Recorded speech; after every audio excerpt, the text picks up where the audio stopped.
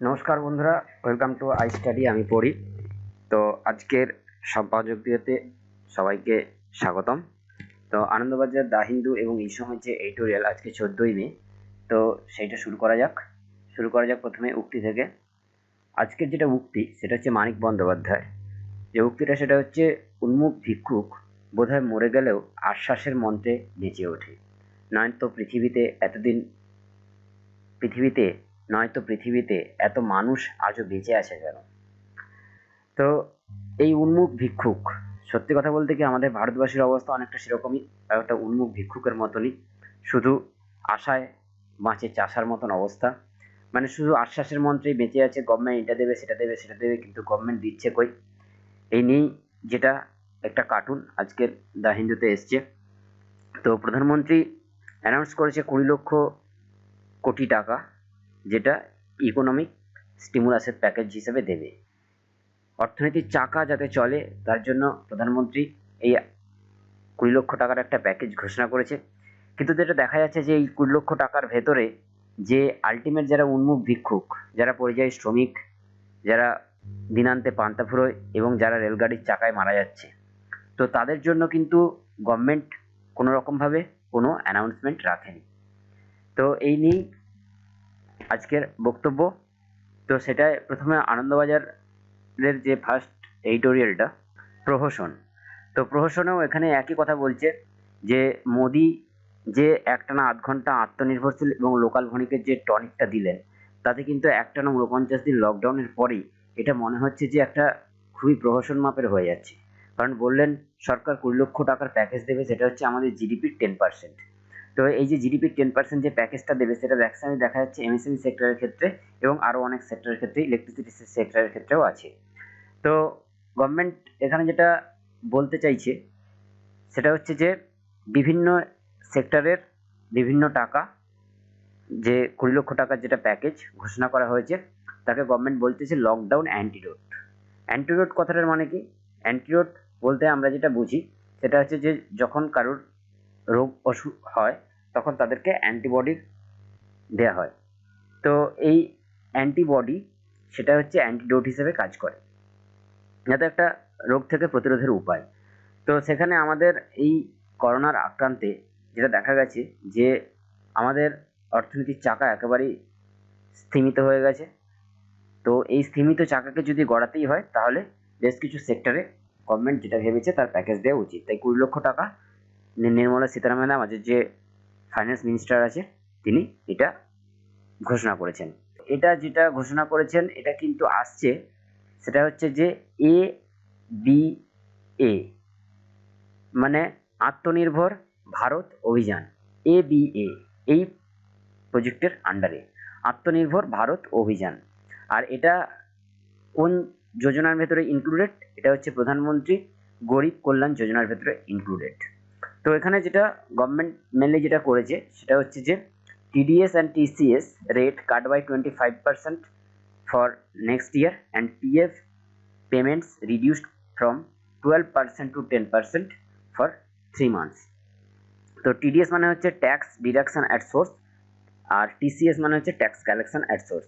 এটা কি করেছে 25% করে নেক্সট বছরের জন্য কাটা হচ্ছে। আর স্মল সেক্টরের জন্য গভর্নমেন্ট যেটা করেছে সেটা হচ্ছে 3 লাখ crore টাকা MSME সেক্টরের জন্য। MSME সেক্টর মানে হচ্ছে সংখ্যালঘু উদ্যোগ। তো মাইক্রো স্মল অ্যান্ড মিডিয়াম এন্টারপ্রাইজের জন্য 3 লক্ষ কোটি টাকা সাপ্লাই করেছে।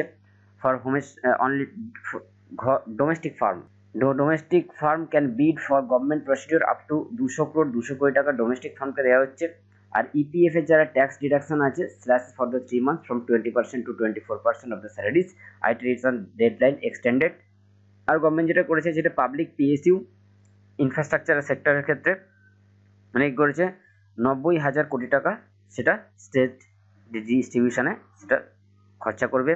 আর এটা হচ্ছে ফাইন্যান্সিয়াল সেক্টরের ক্ষেত্রে 45,000 কোটি টাকা গভর্নমেন্ট এটা দেবে ক্রেডিট গ্যারেন্টি হিসেবে ফর NBFC কোম্পানিজগুলোকে, মানে নন ব্যাংকিং ফাইন্যান্স কোম্পানিগুলোকে দেবে। আর 30,000 কোটি টাকা special liquidity for micro finance, housing finance, firms and NBFC। তো মোদ্দা কথা লিকুইডিটি মানে কি হচ্ছে? লিকুইডিটি মানে হচ্ছে মার্কেটে কতটা পরিমাণ টাকা চালু আছে। তো মার্কেট যদি বেশি পরিমাণ টাকা রান করতে থাকে, রোলিং করতে থাকে, এর ফলে যেটা দেখা দেবে যে একটা মার্কেটে ডিমান্ড দেখা দেবে, লোকজনের মধ্যে বিভিন্ন কিছু কেনার প্রবণতা দেখা যাবে।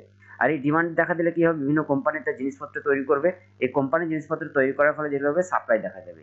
তো এই ডিমান্ড এবং সাপ্লাইয়ের যে সার্কেলটা, এটা কনস্ট্যান্ট যত মার্কেটে ঘুরতে থাকবে তখন তত কিন্তু আমাদের অর্থনীতি ততটা সচল হবে। কিন্তু বিরোধীরা যেটা বলছে সেটা হচ্ছে যে কিছু জায়গায় প্রবলেম আছে, যেটা সবচেয়ে বড় প্রবলেম সেটা হচ্ছে নাথিং ফর মাইগ্রেন্টস। যারা দিন খায়, যারা অভিবাসী শ্রমিক, যারা পরিযায়ী শ্রমিক, যারা এখন সবচেয়ে উৎপীড়িত নিপীড়িত, তো সেই মাইগ্রেন্টদের জন্য কিন্তু কোনোরকমভাবে কোনোরকম ইকোনমিক ডিস্ট্রিবিউশন করা হচ্ছে না। তো সেখানে এটা বলতে চাইছি যে চিদম্বরম যেটা বলতে চাইছেন, there is nothing for lakhs of the poor and hungry migrant workers who have worked and many thousands are still working to their homestays. তো এখনো পর্যন্ত তারা নিজের জায়গাতে হোমস্টেটেই আছে। There is also nothing by the way of the cash transfer to the bottom half of the population. তো আমাদের পপুলেশনের যে একেবারে নিচের তলার যে লোক, তাদেরকে কিন্তু কোনোভাবেই ক্যাশ ট্রান্সফার করা হচ্ছে না ডাইরেক্ট বেনিফিটের মাধ্যমে। তো এখানে গভর্নমেন্ট এটাকে পরিষ্কারভাবে প্রচণ্ডভাবে প্রহসন হিসাবে ডিসাইড করেছেন। এই যে আর্টিকেলটা, a plan to revive a broken economy, একটা ভেঙে পড়া অর্থনৈতিক ব্যবস্থাকে পুনরুজ্জীবিত করার যে প্ল্যান, তো এই ব্রোকেন ইকোনমিটাকে রিভাইভ করার জন্য যে এডিটোরিয়ালটা সেটা লিখেছেন হচ্ছে প্রভাত পটনায়ক, জয়ন্তী ঘোষ অ্যান্ড হর্ষ মান্দের। এখানে দেখা যাচ্ছে সেটা হচ্ছে 20 লক্ষ কোটি টাকা, 620 lakh crore। তো 20 lakh crore টাকার যে প্যাকেজ ঘোষণা করেছে, তার মধ্যে যেটা দেখা যাচ্ছে সেটা হচ্ছে যে এই প্যাকেজ গভর্নমেন্ট ঘোষণা করার আগে অলরেডি গভর্নমেন্ট অ্যানাউন্স করে দিয়েছে লকডাউন 4। সেখানে লেখকের যেটা বক্তব্য সেটা হচ্ছে যে সেন্টারকে একটা প্রপার স্টেপ নিতে হবে, যেটা হচ্ছে in term of the fiscal to revive the economy and the support livelihoods. মানে এমন একটা ফিসক্যাল টার্মের একটা স্টেপ নিতে হবে যার ফলে লাইভলিহুড এবং ইকোনমিটা ঠিকঠাকভাবে ইমপ্লিমেন্ট করা সম্ভব হয়ে ওঠে। আর এই 20 লক্ষ কোটি টাকার যে প্যাকেজ, তার মধ্যে অলরেডি 6 লক্ষ কোটি টাকা যেটা আমাদের আগে থেকে অ্যালট করা ছিল, আর কাদের জন্য, monetary policy directives to the banks and the non banking financial কোম্পানিজের জন্য। তো তার ফলে 6 লক্ষ কোটি টাকা যদি এটা আগের জন্য প্যাকেজ করে থাকে, তাহলে গভর্নমেন্টের কাছে মানে গভর্নমেন্টের কাছে থেকে থাকছে কত, 14 লাখ কোটি টাকা। তো এই 14 লাখ কোটি টাকা যে পাওয়ার সেক্টরে কিছুটা দিচ্ছে, তারপরে পিএসইউ সেক্টরে দিচ্ছে, তারপরে দিচ্ছে এমএসএমই সেক্টরে কিছুটা দিচ্ছে। তো এখানে যেটা প্রবলেম হচ্ছে, কিন্তু কোনো রকমভাবে পাবলিক স্পেন্ডিং, পাবলিকরা কীভাবে বাঁচছে, পাবলিকরা কী করছে, এর জন্য কত টাকা স্পেন্ড করতে হবে, এর কোনো কথা কিন্তু এখানে উল্লেখ করা নেই, এখানে কোনো অ্যাডও করেনি। তো সেই জন্যই আমাদের এই ভেঙে পড়া ইকোনমিটাকে বাঁচাতে গেলে এবং পরিষ্কারভাবে একটা লাইভলিহুডকে পুনরুজ্জীবিত করতে গেলে, যেটা একটা ঠিকঠাক সুষ্ঠু পরিকল্পনানিক আমাদেরকে এগোতে হবে। এখানে লেখক যেটা বলতে চাইছেন, যেটা হচ্ছে food and cash transfer first. প্রথমে খাদ্য দিতে হবে জীবন বাঁচানোর জন্য, আর ক্যাশ দিতে হবে জীবন অতিবাহিত করার জন্য। তো গভর্নমেন্টের যেটা দরকার সেটা হচ্ছে যে ফার্স্টে সবচেয়ে ইমিডিয়েট যেটা নিড সেটা হচ্ছে যে free food and cash transfer to those rendered incomeless, যারা ইনকাম করছে না, যারা দরিদ্র, যারা পরিযায়ী শ্রমিক, যারা দিন খায় এরকম মজুর, তাদেরকে কিন্তু ফুড ফ্রিতে দিতে হবে এবং ট্রান্সফার করতে হবে কিছু কিছু ক্যাশ, যাতে তারা কিছুটা জীবন অতিবাহিত করতে পারে। আর যেটা বলতে চাইছে লেখক সেটা হচ্ছে যে প্রত্যেক 3 মাসের জন্য পার মান্থ তাকে 7,000 টাকা করে দেওয়া যেতে পারে এইসব ইনকামলেস হোমলেস পিপলদেরকে, আর 10 কেজি করে তাদেরকে ফ্রি ফুড গ্রেন দেওয়া যেতে পারে প্রত্যেক মাসে 6 মাসের জন্য, যেটা পড়বে 3%-এর মতন জিডিপি। এটা কিন্তু গভর্নমেন্ট এই মুহূর্তে খরচা করতে পারে। আর এত টাকা কোথায় পাবে, তার জন্য যেটা হচ্ছে লার্জ বরোইং যেটা দিচ্ছে, রিজার্ভ ব্যাংকের কাছে প্রচুর টাকা এই মুহূর্তে জমা আছে। যেটা দেখা গেছিলো সেটা হচ্ছে যে আমাদের লকডাউনের আগে রিজার্ভ ব্যাংকের কাছে বেশ কিছু টাকা ছিল, তো সেখান থেকে সেন্টার কিছু টাকা ধার নিতেই পারে। আর সেটা হচ্ছে যে সেন্ট্রাল গভর্নমেন্ট এই টাকাটা পুরোটাই যেন স্টেট গভর্নমেন্টকে যতটা রিকোয়ার লাগবে ফুড এবং গ্যাস, সেটা যেন স্টেট গভর্নমেন্টকে ট্রান্সফার করে, এবং স্টেট গভর্নমেন্টকে এখানে যেন কোনো রকমভাবে আলাদা সেপারেট না করে। যে স্টেট গভর্নমেন্ট বিভিন্ন স্টেট ভ্যারি করে যাচ্ছে, ডিসক্রিমিনেশন হচ্ছে, সেন্টার কোনো স্টেটকে দিচ্ছে বেশি, কোনো স্টেটকে দিচ্ছে না, বা কোনো স্টেটের উপরে যখন দিচ্ছে তার উপরে কিছু একটা বাধ্যবাধকতা বা একটা ব্যারিকেড সৃষ্টি করছে। তো এই অবস্ট্রাকলগুলোকে কাটানোর জন্য আগের দিনের আর্টিকেলগুলোতেও বলা হয়েছে যে এটা কাটিয়ে উঠে এবং আমাদের ইকোনমিটাকে একটা মুভ করতে হবে।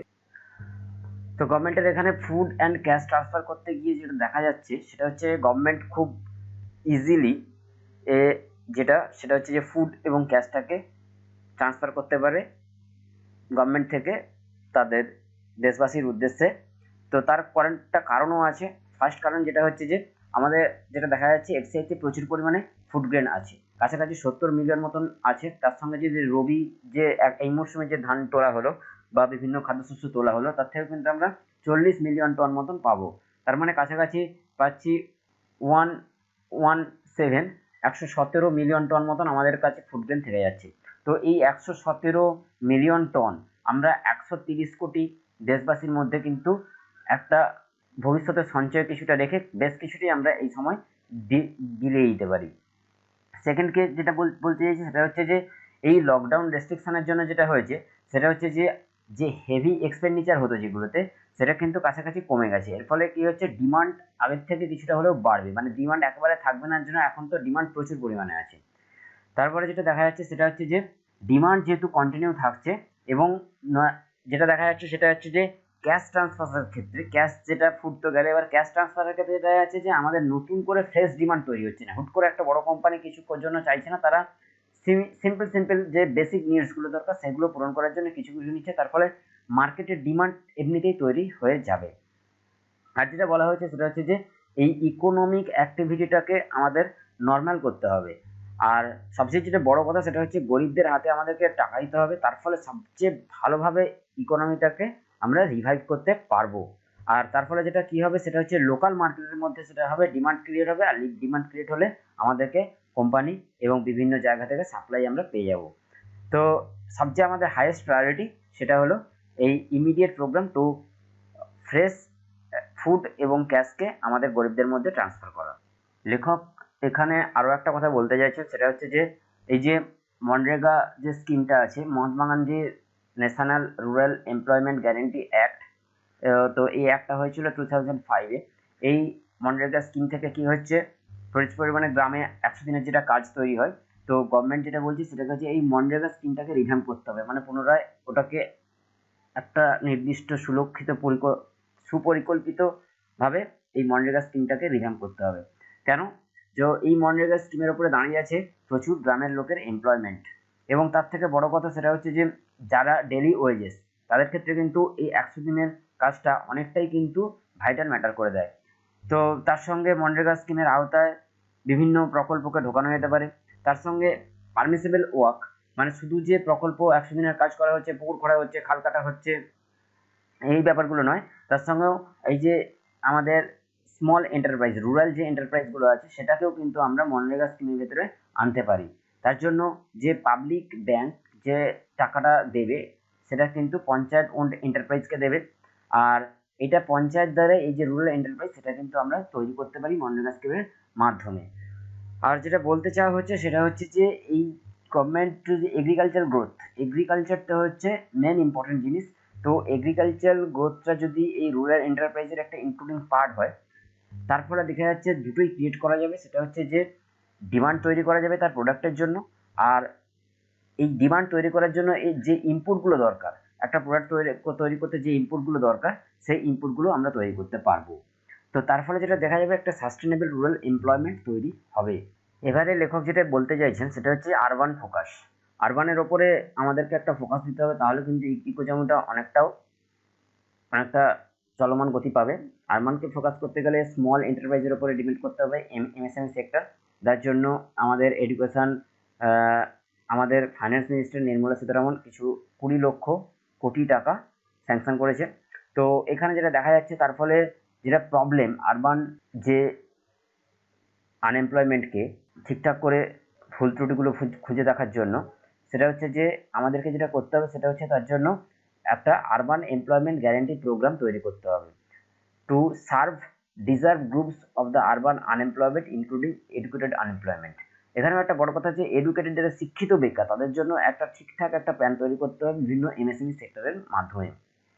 যে আরবান লোকাল বডিজরাই থাকবে এই প্রোগ্রামের চার্জে, এবং পারমিসেবল যে ওয়ার্ক সেগুলোকেও আমাদের এই এমএসএমই ওয়ার্কের ভেতরে ইনক্লুড করতে হবে।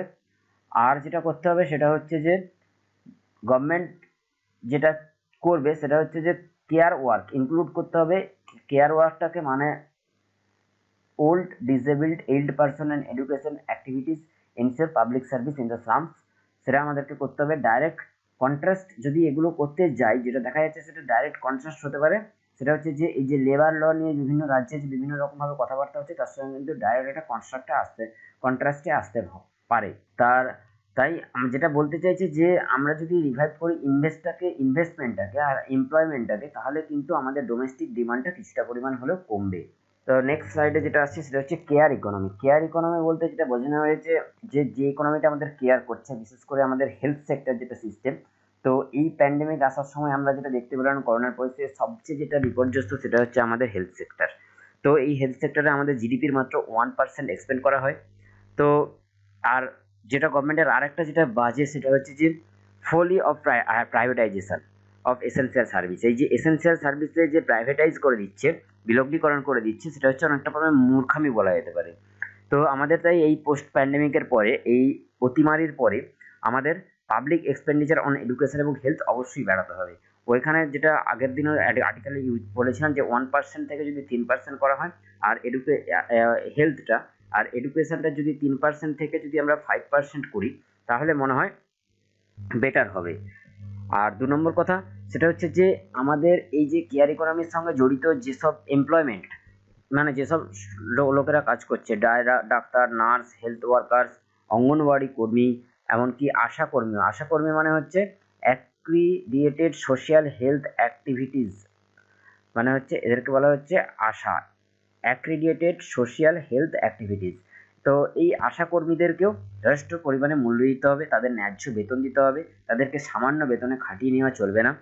আর তাদের যে শুধু বেতন দিলেও হবে না, তাদেরকে টোটাল একটা ফর্মাল সেক্টর, একটা গভর্নমেন্ট এমপ্লয়িজের মতন তাদেরকে বিহেভ করতে হবে, তাদেরকে যথারীতি নির্দিষ্ট পরিমাণ রেমুনারেশন দিতে হবে যেমন, তার সঙ্গে ঠিকঠাক প্যাকেজও দিতে হবে।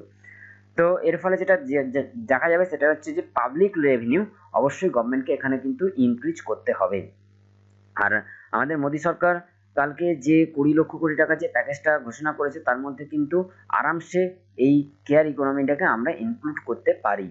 আর যেটা বলতে চেয়েছেন সেটা হচ্ছে যে আমাদের এই যে রিয়াল রিসোর্সের যে শর্টেজ আছে, তো সেখান থেকে আমাদেরকে বাঁচতে হলে তার মধ্যে একটা ট্যাক্সেশন আনতে হবে, মানে আমাদের ট্যাক্স আমাদেরকে বেশি পরিমাণে গভর্নমেন্টকে তুলতে হবে। তো তাও এটা দেখা গেছে একটা আশার কথা যে এই লকডাউনের পিরিয়ডে কিন্তু ট্যাক্স গভর্নমেন্টের কিন্তু খুব একটা খারাপ ওঠেনি। তাই পরিশেষে লেখক এখানে বলতে চাইছেন সেটা হচ্ছে যে এই যে ট্যাক্সেশন সিস্টেমটা, তো এখানে কিছুটা বাড়াতে হবে যার ফলে মার্কেটে আমাদের কিছুটা মানি গ্রো করে এবং লিকুইডিটি বাড়ে। তো তার জন্য গভর্নমেন্ট যেটা বলে চাইছেন 2% ওয়েলথ ট্যাক্স নিতে হবে 1% টপ পপুলেশন থেকে। মানে আমাদের যদি 130 কোটি দেশ হয়, তো এই যে 130 কোটি দেশের থেকে 1% যদি, তাহলেও কিন্তু এটা 1.30 কোটি, মানে 1,30,00,000। তো 1,30,00,000 থেকে যে আমরা 2% ওয়েলথ ট্যাক্স নিই, এটা কিন্তু অনেকটাই বেশি। আমাদের 1.30 লাখ কিন্তু আমাদের ইন্ডিয়াতে যথেষ্ট ধনী ব্যক্তি আছে, তাদের ক্ষেত্রে ইনহেরিটেন্স ওয়েলথ ট্যাক্স নিতে হবে। আর হচ্ছে তার সঙ্গে নিতে হবে যে 33% ইনহেরিটেন্স ট্যাক্স, মানে সম্পত্তি তার ছেলেকে দেওয়ার জন্য যে ট্যাক্সটা একটা প্রজন্ম থেকে আরেকটা প্রজন্মে যেটা ট্রান্সফার করে তাকে বলা হচ্ছে ইনহেরিটেন্স ট্যাক্স। তো এগুলো বাড়ানো যেতে পারে। তো এটা কেন বাড়ানো যেতে পারে, কারণ হচ্ছে এটাই আমাদের সাবস্টিটিউট হবে 10% যেটা জিডিপির, সেটা সাবস্টিটিউট হয়ে উঠবে। আর সেটা হচ্ছে মার্কেট গ্রো করতে গেলে ফরেন ক্যাপিটাল তো একটা ইনভেস্ট লাগবে, কিন্তু এই মুহূর্তে যেটা দেখা যাচ্ছে যে ফরেন ক্যাপিটাল ইনভেস্ট ইন্ডিয়াতে হয়ে উঠছে না করোনার এতে। তাও যেটা দেখা যাচ্ছে স্পেশাল ড্রয়িং রাইটস, যেটা আইএমএফ মানে ইন্টারন্যাশনাল মনিটারি ফান্ডের যে স্পেশাল ড্রয়িং রাইটস আছে, সেটা দেখা যাচ্ছে যে অপোজ করছে ইউএসএর থেকে। মানে দেখা যাচ্ছে অ্যাডিশনাল এক্সটার্নাল রিসোর্স থেকে কিছুটা হলেও আমরা মূলধন পেতে পারি আমাদের ইকোনমিটাকে রিভাইভ করার জন্য। তো আমাদের যেটা অ্যাডিশনাল রিসোর্স, যেটা এস্টিমেট করেছি কিসের জন্য হচ্ছে, আমাদের 5টা ইউনিভার্সাল জাস্টিকেবল ফান্ডামেন্টাল ইকোনমিক রাইটস আমাদের বজায় রাখার জন্য। তো এই 5টা ইউনিভার্সাল জাস্টিকেবল ফান্ডামেন্টাল ইকোনমিক রাইটস কী কী? ফার্স্ট হচ্ছে রাইট টু ফুড, আমাদেরকে খাদ্য দিতে হবে। রাইট টু এমপ্লয়মেন্ট, আমাদেরকে চাকরি দিতে হবে, right two free public health care আমাদেরকে দিতে হবে, সেটা হচ্ছে জনগণের স্বাস্থ্য এবং ফ্রিতে এবং ফ্রি এডুকেশন দিতে হবে। ওল্ড এজ পেনশন এবং ডিসেবিলিটির যে বেনিফিট সেগুলো অবশ্যই দিতে হবে। তো তাহলেই দেখা যাচ্ছে যদি আমরা লাইফে আলটিমেট আমরা লাইফের ডিগনিটিটাকে আমরা ঠিক করতে পারি, যারা ডিসঅ্যাডভান্টেজ সিটিজেন আছে, যারা আদৌ পেরে উঠছে না এই পরিস্থিতিকে মোকাবেলা করার জন্য, শুধু করোনা ভাইরাসকে মোকাবেলা নয়, তাদের অর্থনৈতিক সামঞ্জস্যটাও ঠিকঠাক থাকছে না। তো তাদেরকে যদি আমরা তাদের মতন করে তাদেরকে ডিগনিটি দিই, তাদের নিজস্বতাকে বজায় রাখতে আমরা তাদেরকে কিছুটা আর্থিক সাহায্য করি, সঙ্গে ফুড এবং মানি, তার ফলে দেখা যাচ্ছে যে আমাদের এই ব্রোকেন ইকোনমিটা কিছুটা রিবিল্ড হবে। নেক্সট আসছি, এটা আনন্দবাজারের এডিটোরিয়াল, সেটা হচ্ছে যে অন্ন বিপন্নতা। তো অন্ন বিপন্নতা বলতে গিয়ে এখানে লেখক যেটা বলতে চেয়েছেন সেটা হচ্ছে যে এই তো করোনার যে আমাদের ঘরবন্দি ছিলাম, আমরা মোটামুটি বহুত দিন ধরেই ঘরবন্দি, দীর্ঘ 49 দিন ধরে আমরা ঘরবন্দি আছি। তো এই সময় বিভিন্ন লোক বিভিন্ন রকম কাজ করেছে, কেউ ছবি এঁকেছে, কেউ কবিতা করেছে, কেউ গান করেছে, কেউ নাচ করেছে।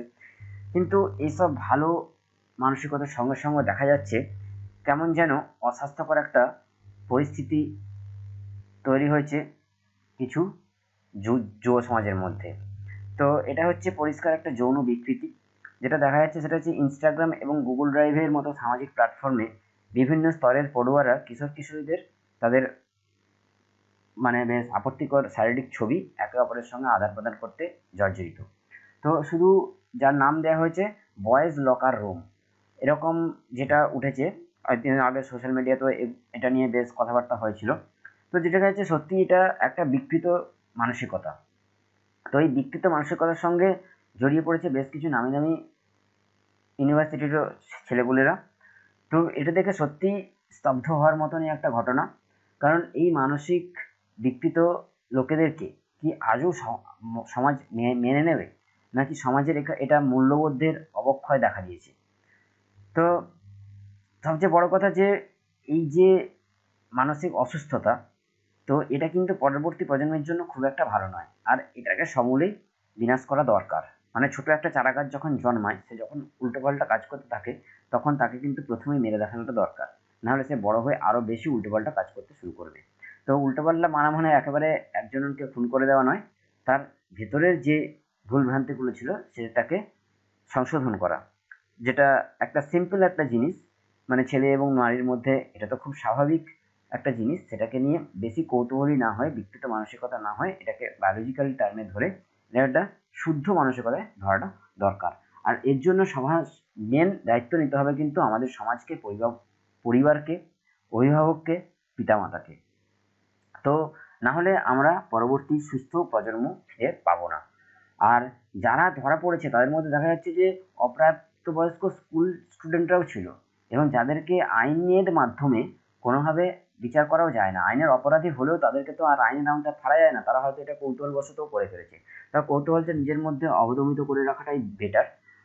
আর এই মূল্যবোধের বিকৃতি থেকে আমাদেরকে এগিয়ে আসতে হবে। আমাদেরকে এগিয়ে আসতে পারলে তাহলে আমরা একে অপরের সঙ্গে ছেলে মেয়েকে একটা ইন্ডিভিজুয়ালি ট্রিট করতে পারবো, মানে আলাদা আলাদা করে না ভেবে আমরা সবাইকে সমানভাবে ভাবতে শিখবো। এরপরে আসছি আমাদের এই সময়ের একটা এডিটোরিয়াল নিয়ে। তো এই সময়ের এডিটোরিয়ালটা হচ্ছে সেটা হচ্ছে গোপনীয়তা। গোপনীয়তা বলতে যেটা বোঝানো হয়েছে, যেটা গভর্নমেন্ট যেটা এখন যেটা করেছে, সে এই কোভিড-19 অতিমারির বিরুদ্ধে লড়াই করতে গভর্নমেন্ট একটা অ্যাপ নামিয়েছে। অ্যাপটার নাম হচ্ছে আরোগ্য সেতু অ্যাপ। তার বিভিন্ন রকম অ্যাড দিয়ে বিভিন্ন একটা বাগাড়ম্বরপূর্ণ একটা ব্যাপার করে প্রচার করা হচ্ছে। কিন্তু প্রশ্ন থেকে যাচ্ছে যে এই যে অ্যাপটা প্রচার করা হচ্ছে, যে অ্যাপটা ইনস্টল করুন, এখানে প্রশ্ন যেটা হচ্ছে প্রথমত ইনস্টল করলে যেটা দেখা যাচ্ছে আমরা তার চারপাশের লোকজন কে কতটা কোভিড-19 এফেক্টেড সেটা আমরা দেখতে পারবো এবং আমরা উপযুক্ত ব্যবস্থা নিতে পারবো। কিন্তু 130 কোটি দেশের মধ্যে আমাদের যে এই অ্যাপটা ইনস্টল করার জন্য যে মাধ্যমটা দরকার, মানে মোবাইল ফোন, সেটা কি আদৌ আছে, সেটা নিয়ে প্রশ্ন থাকছে। আর যদি না থাকে তাহলে একটা দুধ ব্যবসায়ী বা একটা সবজি ব্যবসায়ী বা একটা ফল ব্যবসায়ী সে কেমন করে তার একটা দেশি ফোনে সেই আরোগ্য সেতু অ্যাপটাকে ডাউনলোড করবে। আর 2 নম্বর কথা সেটা হচ্ছে যে দেখা গেছে এই 10 কোটি মানুষ ইতিমধ্যে কিন্তু আরোগ্য সেতু অ্যাপটা ফোনে ডাউনলোড করে নিয়েছে। এরপরে দিনে দিনে এর জনপ্রিয়তা বেড়েছে। কিন্তু এই জনপ্রিয়তা বাড়ার সঙ্গে সঙ্গে দেখা যাচ্ছে এই আরোগ্য সেতু অ্যাপটা আমাদের বিভিন্ন তথ্য, সেটা পার্সোনাল আমাদের তথ্য সেগুলো নিয়ে রেখেছে। তো এই যে পার্সোনাল তথ্য আমরা গভর্নমেন্ট যে দিলাম, এই যে পার্সোনাল তথ্য আমরা যে শেয়ার করলাম গভর্নমেন্টের সঙ্গে, তো গভর্নমেন্ট আমাদেরকে কতটা নিশ্চিতভাবে বলতে পারছে যে তোমাদের এই পার্সোনাল তথ্যটা আমরা যথেষ্ট সুরক্ষিতভাবে রাখবো। তো সেই গোপনীয়তা রাখার যে উপযুক্ত পন্থা সেটাও কি আদৌ গভর্নমেন্ট নিতে পেরেছে? এটাও তো শোনা যাচ্ছিল যে বেশ কিছু সংস্থা বলছিল যে এই যে আরোগ্য সেতু অ্যাপটা সেটাও নাকি হ্যাক করে আমাদের বিভিন্ন এভিডেন্স এবং যে পার্সোনাল ইনফরমেশন সেটাও কিন্তু জনগণ জানতে পারছে। তো এই গোপনীয়তা যে কি আদৌ রাখতে পারছে গভর্নমেন্ট, সেটা নিয়ে প্রশ্ন থাকছে। আর এই যাতে ঠিকঠাক করে অ্যাপটাকে ইমপ্লিমেন্ট করা যায় এবং কোভিড-19 ফাইট করা যায়, সেই জন্য অবশ্যই অ্যাপটাকে আগে ভালো করে মিলিয়ে নিয়ে বিভিন্ন পরামর্শকের সঙ্গে পরামর্শ করে মার্কেটে নামানো উচিত। এরপরে আসছি আনন্দবাজারের যে এডিটোরিয়াল, সেটা হচ্ছে যে প্রেমাংশু চৌধুরী লিখেছেন, ইনি দিল্লিরই বাসিন্দা। ইনি লিখেছেন হচ্ছে দেশ জুড়ে পরিযায়ী শ্রমিকদের এই দুরবস্থার কারণ বোঝা কঠিন নয়, ভোটার হিসেবে দাম শূন্য। তো লেখক যেটা বলতে চেয়েছেন সেটা হচ্ছে যে আমাদের এই যে 130 কোটি লোক সংখ্যা, তো এই লোক সংখ্যার মধ্যে বেশ কিছু লোক ভোট দেয়, বেশ কিছু লোক ভোট দিতে পারে না। তার বিভিন্ন কারণ থাকে, কেউ ভিন রাজ্যে থাকে, কেউ পরিযায়ী শ্রমিক, কেউ আসতে পারে না, তার ফলে সে ভোট দিতে পারে না। তো দেখা যাচ্ছে যে অ্যাকচুয়ালি ভোটের দামের ওপর ডিপেন্ড করে যাচ্ছে, কারণ প্রত্যেকটা রাজনৈতিক নেতাকে সিলেক্ট করা হয় একটা লোকের ভোটের মাধ্যমে। তো যে যখন সিলেক্ট হয় তখন প্রত্যেকের ঘরে ঘরে গিয়ে হাত পেতে ভোট নেয়, আর সিলেক্ট হয়ে যাওয়ার পরে সে কিন্তু ওই হাত পেতে যার কাছ থেকে ভোটটা নিয়েছে তাকে কিন্তু আর সেরকমভাবে দেখে উঠতে পারে না। তো ব্যাপারটা হচ্ছে আজকের এই অবস্থাতে যেখানে পরিযায়ী শ্রমিকরা সবচেয়ে বেশি আক্রান্ত, এই অবস্থায় তাদের কথাটা ভাবছে না সরকার, কারণ তারা তো আর ভোট ব্যাংকও নয়, সুইট ভোটও নয়, তাই তাদের কোনো ভ্যালুও নেই। তাই দেখা যাচ্ছে গত 50 দিনে এটা পরিষ্কার একটা স্পষ্ট হয়ে গেছে যে শ্রমিকদেরকে নিয়ে পিংপং বল খেলা হচ্ছে। 25শে মার্চ থেকে শুরু হলো লকডাউন, তার ফলে দেখা গেল যে হঠাৎ করেই গভর্নমেন্ট যখন শুরু করে দিল লকডাউন, কীভাবে তারা পরিযায়ী শ্রমিকরা ফিরবে তার কোনো ব্যবস্থা হলো না। আর যদি থাকেও ওখানে, কীভাবে তারা খাওয়া দাওয়া করবে, কীভাবে তারা পেট চালাবে, সেটাও কিন্তু গভর্নমেন্ট ভাবলো না। তাই তারা যখন দিল্লিতে বিশাল জনগণ জমায়েত হলো, তখন কেজরিওয়ালও ছোটো জগন্নাথের মতন বসেছিল, কারণ ভোটের তো ব্যাংক নয় ওই পরিযায়ী শ্রমিকরা, তাই তাদেরকে নিয়ে সরকার কেন ভাববে। তো দেখা যাচ্ছে যেটা আমাদের 2019 সালের নির্বাচন থেকে, যে আমাদের 91 কোটির বেশি ভোটারের নাম নথিভুক্ত ছিল, তার মধ্যে কিন্তু 29 কোটির বেশি লোক ভোট দেয়নি। তাই এই 29 কোটির ভেতরেই কিন্তু এই পরিযায়ী শ্রমিকরা চলে আসছে। যেটা দেখা গেছে যে নরেন্দ্র মোদী যখন 2014 সালে যখন নির্বাচিত হয়েছিল, 83 কোটি ভোটার ছিল, তার মধ্যে কিন্তু 28 কোটি লোক ভোট দেয়নি। এই 28 কোটি লোক কিন্তু এই পরিযায়ী শ্রমিকের মধ্যে আসছে, এটা একটা স্ট্যাটিস্টিক্স বলছে আর কি। তো এদের আলটিমেট কখন দরকার হচ্ছে, যখন অল্প ভোটের জন্য খেলা ঘুরে যাচ্ছে। তাই যেটা দেখা যায় সেটা হচ্ছে যে সবচেয়ে মজার বিষয়, যে লোকসভার চেয়ে বিধানসভা ভোটে এই পরিযায়ী শ্রমিকদের জন্য বেশি খোঁজ পড়ে। তাই বিভিন্ন জায়গায় দিল্লিতে, মুম্বাইতে বা কর্ণাটকে যেসব পরিযায়ী শ্রমিকরা আছে আমাদের পশ্চিমবাংলার, তাদেরকে বিধানসভা ভোটের সময় বিভিন্নভাবে ডেকে আনার জন্য একটা সাড়া জাগানো হয়। কিন্তু এখন তো আর কোনো রকম ভোট হচ্ছে না, তাই ছাড়া হবে কেমন করে। তার একটা এক্সাম্পল পাওয়া যায় 2011 সালে, যখন বিধানসভা ভোট হয়েছিল আর বামফ্রন্টের পতন তখন দেওয়ালে লিখনের মতন স্পষ্ট, তখন সুশান্ত ঘোষ, যে সিপিএমের একটা নেতা, তিনি কি করেছিলেন, দিল্লির করলাবাগের পাড়ায় পাড়ায় ঘুরে বাঙালি শ্রমিকদের বোঝানোর চেষ্টা করছিলেন যারা যেন গিয়ে কাস্তে হাতুড়ে চিহ্নে তারা ভোটটা দিয়ে আসে। তো এই কথা জানতে পেরে মমতা ব্যানার্জির ডান হাত ওখানে বিজেপি নেতা হচ্ছে মুকুল রায়, তিনিও একইভাবে উদ্যোগী হয়েছিলেন। তাহলে পরিষ্কার এখানে একটা জিনিস বোঝা যাচ্ছে যে কর্নার মার্কেটেও ভোট নিয়ে ভাবা হচ্ছে, ভোট নিয়ে বিচার করা হচ্ছে। একটা লোকের জীবন যেখানে মর্মাহত, জীবনে বেঁচে থাকার কোনো ইন্ধন পাওয়া যাচ্ছে না, সেখানে রাজনৈতিক নেতারা ঠান্ডা ঘরে বসে ভোটের কথা বিবেচনা করে কাকে কি কত দেওয়া যেতে পারে, কার জন্য কত টাকা টাকা ঢালা যেতে পারে, কাকে কতটা দিলে তার কাছ থেকে কতটা বেশি ভোট আদায় করতে পারবো, এরকম একটা দামে তারা মাপছে। তাই পরিযায়ী শ্রমিকদের ভোটের হিসাবে কিন্তু দাম নিতান্তই শূন্য। তো আজকে আপাতত এই পর্যন্তই, এখানে থাকলো। Thank you, thank you, thank you, thank you.